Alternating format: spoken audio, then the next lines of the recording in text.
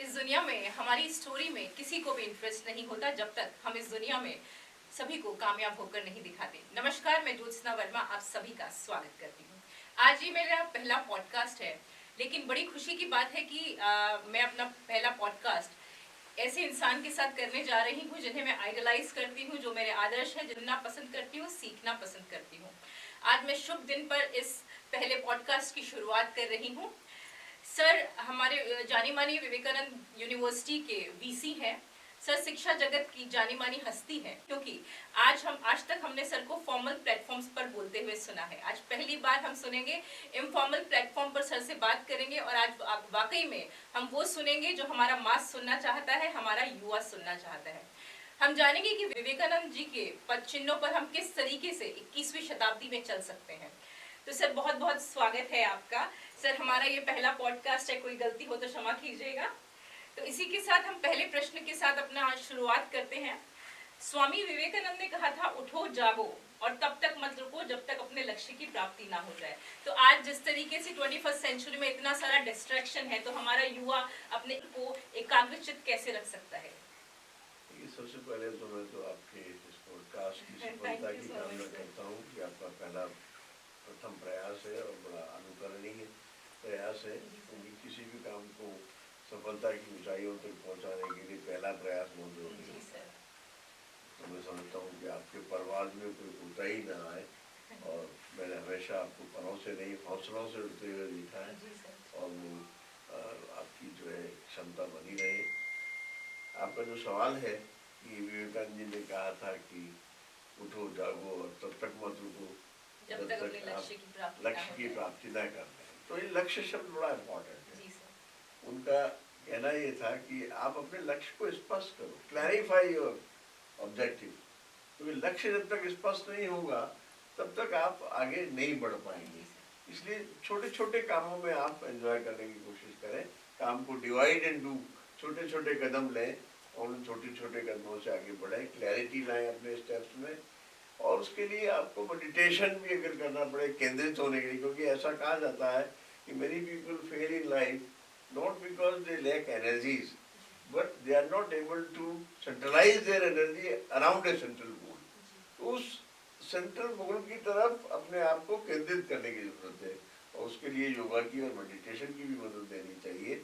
और उसके अलावा धैर्य बहुत बड़ी चीज़ है, और स्पष्टता बहुत बड़ी चीज़ है। अगर आज का युवा स्पष्टता के साथ आगे बढ़े, मेडिटेशन करे, सामाजिक सरोकारों से जुड़े, छोटे छोटे कदम ले, छोटी छोटी खुशियों को एंजॉय करे, तो मैं समझता हूँ वो सफल हो सकता है। जी सर, जैसा कि कुछ यूनिवर्सिटी के छात्र हमारे साथ, छात्र छात्राएं हमारे साथ हैं, तो इस इंटरेक्शन को थोड़ा सा लाइव बनाते हैं। तो आप में से प्लीज एक स्टूडेंट आगे आइए, एनी वन ऑफ यू।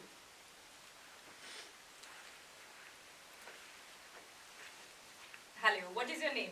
क्या नाम है आपका? I am Garima. Very nice. So Garima, जैसे मेरा नाम ज्योत्सना है, मैं अक्सर जब बाहर जाती हूँ तो लोग पूछते हैं कि ज्योत्सना का मतलब क्या होता है। तो मैं यहाँ आपसे पूछना चाहूंगी कि जैसा कि आप वीजीयू में पढ़ती हैं, विवेकानंद ग्लोबल यूनिवर्सिटी की छात्रा हैं, अगर आप जिंदगी में मैं आशा करती हूँ कि आप जिंदगी में बहुत ऊंचे मुकामों को पाएं, छुएं, आप इंडिया में या इंडिया से बाहर कहीं भी जाती हैं, और अगर किसी ने आपसे ये सवाल पूछा कि आप विवेकानंद यूनिवर्सिटी में पढ़ी हैं, विवेकानंद का अर्थ बताइए सरल शब्दों में, तो क्या आप बता पाएंगी? मतलब क्या इंप्रेशन आपके दिमाग में आता है विवेकानंद शब्द सुन के?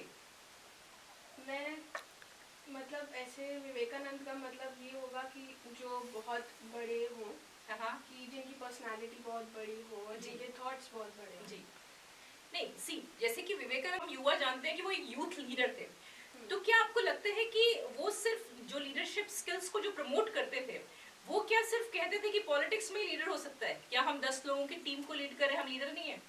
क्या हम फैमिली को लीड कर रहे हैं, हम लीडर नहीं है? तो क्या समझती हैं आप उनके लीडरशिप स्किल से?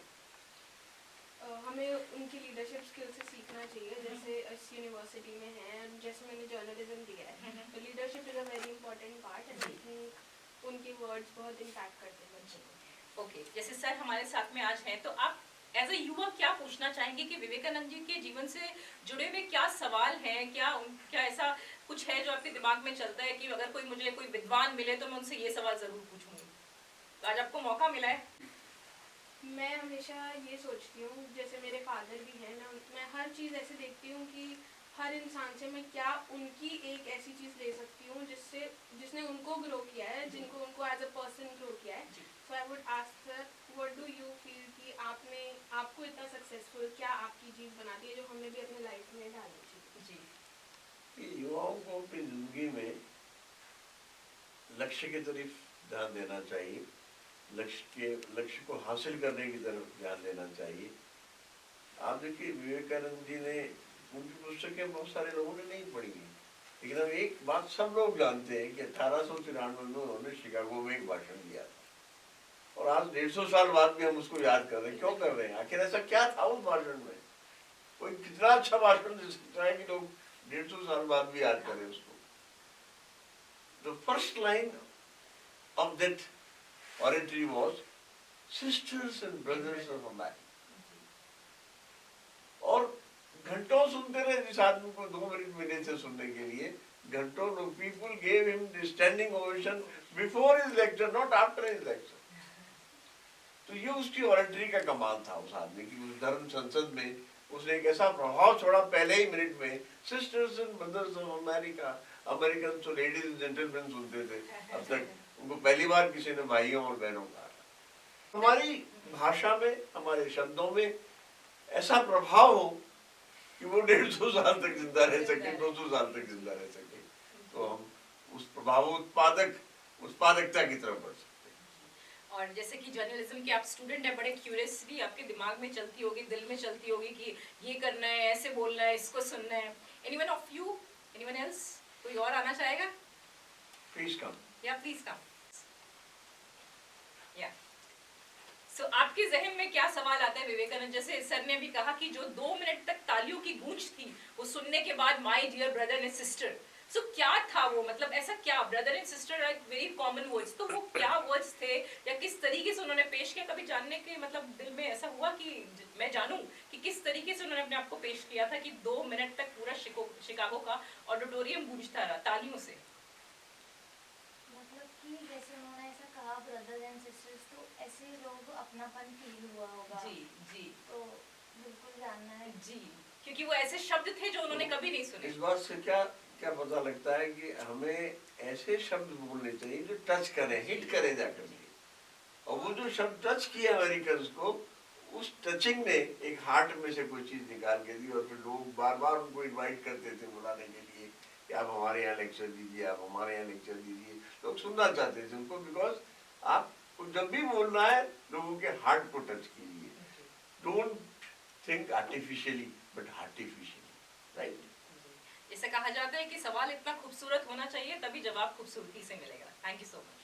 Thank you so much. Sir, हमारा दूसरा प्रश्न रहेगा कि स्वामी विवेकानंद ने युवाओं को निडर बनने की बात कही थी. आज जब हमारा युवा सुरक्षित रास्ता चुनता है तो हमारे लिए कितना जरूरी है अपने जीवन में और अपने करियर में जोखिम उठाना?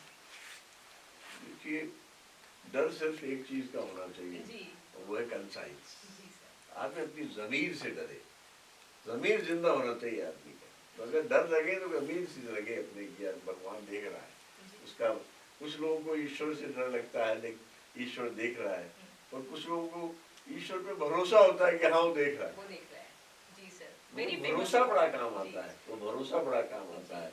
तो आपका जो सवाल है कि जोखिम कितनी लेनी चाहिए, देखिए not taking the risk is the biggest risk होता है. जी सर. कैलकुलेटेड रिस्क लेनी चाहिए. Calculated risk. ऐसी छोटी छोटी रिस्क लेनी चाहिए जिससे आप आगे बढ़ सकें.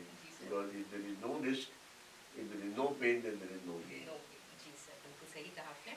सर, हमारा तीसरा प्रश्न रहेगा कि स्वामी विवेकानंद ने कहा था कि डर ही मृत्यु है, डर ही पाप है. तो आज का जो हमारा युवा है छोटी सी असफलता से डर जाता है, छोटी सी असफलता से, एक डिप्रेशन नाम का जो वर्ड था जो हमने कभी नहीं सुना, लेकिन आज वो इतना बड़ा टर्म बन गया है कि युवाओं के सर पे वो हावी है. तो उस असफलता से वो बाहर कैसे निकले? देखिए, आज का युवा जो है उसको तो अपनी असफलता को सेलिब्रेट करना है. We should celebrate our failures, क्योंकि कम उम्र में हमें स्टार्टअप शुरू करने पड़ते हैं. और आज जितनी तरह के प्रोफेशंस हो गए उनमें असफलता हासिल हो सकती है. छोटे छोटे स्टार्टअप्स लोग आइडिएशन से शुरू करते हैं, ये मार्केटिंग में फेल हो जाते हैं, पर उनको अपने सीवी में असफलताएं डालनी चाहिए कि मैं कितनी बार सफल आई हैंडल दिस सिचुएशन। जब मैं विफल हुआ कोरोना में, या मैं इसमें विफल हुआ, या मैं इस स्टार्टअप में विफल हुआ, तो अब मुझे पता है कि क्या नहीं करना है। Alva Edison tried 999 times, 1000 times to invent the bulb. एक पत्रकार ने उनसे पूछा कि अगर आप फिर फेल हो जाते तो क्या करते? तो एडिसन ने कहा कि फिर मैं अपनी लैब में देखता और काम करता कि 999 तरीके था और हजारों तरीका क्या, एंड सफलता प्राप्त की उसने। तो बेसिकली निडर होने के लिए हमें इन असफलताओं को सेलिब्रेट करना चाहिए। सर, जैसे कि असफलताओं से अपने आप को पार लगाने के लिए हमारा जो युवा है आजकल बड़ा मोटिवेशनल कोट्स वो सुनते हैं, मोटिवेशनल वीडियोस वो सुनते हैं।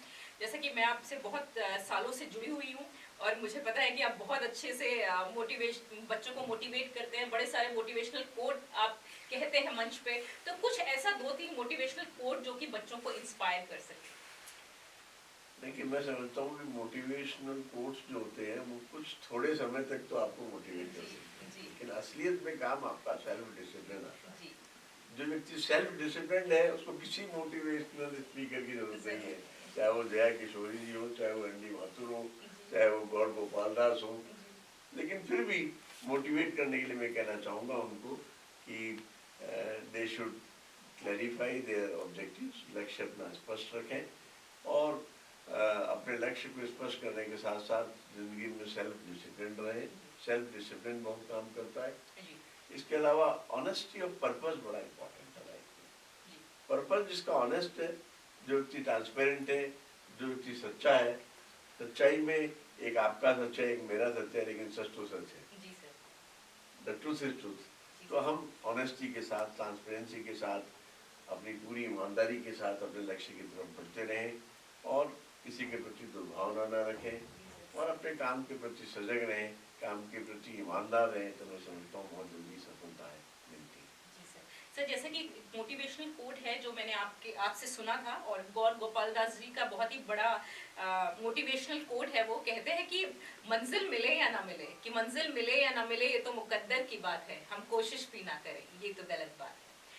सर, हमारा चौथा प्रश्न रहेगा कि स्वामी विवेकानंद जी ने व्यक्तिगत पहचान को महत्व दिया था, तो ट्रेंडिंग की इस दुनिया में हम अपने आप को भीड़ का हिस्सा बनने से कैसे बचाएं और अपनी व्यक्तिगत पहचान को कैसे स्वीकार करें? पहले मैं आपके शेर का जवाब दूं। जी सर। कि मंजिल की जुस्तजू है, जी, मंजिल की जुस्तजू है तो सटीक नजरें मंजिल पर रख, नकाब हो या नसीब सरकता जरूर। जी सर, बहुत ही बढ़िया सर।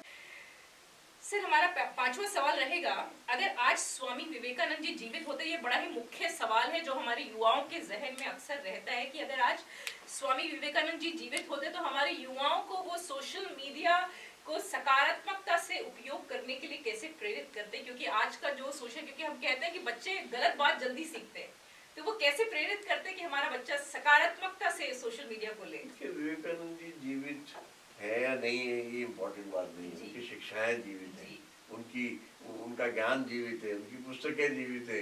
और कोई व्यक्ति ऐसे ही तो अमर होता है कि आप लोग जो जिंदा है वो कौन सा ध्यान कर रहे हैं आज आपको। यू आर अलाइव बट मतलब कई लोग ऐसे हैं जो they die at the age of 60 but they are terminated at the age of 80।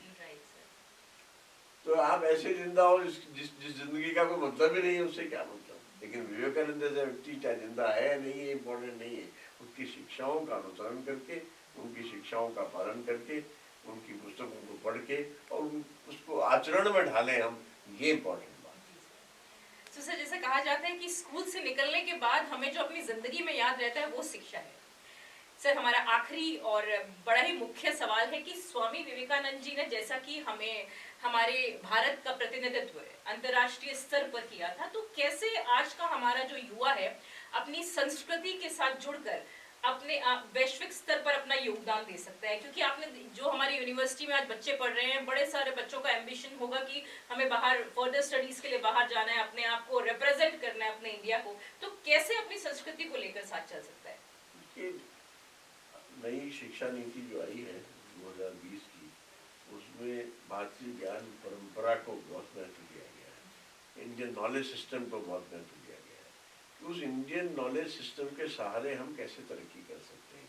और मैं समझता हूँ कि we have ancient culture, we have modern civilisation and we have a moderate society.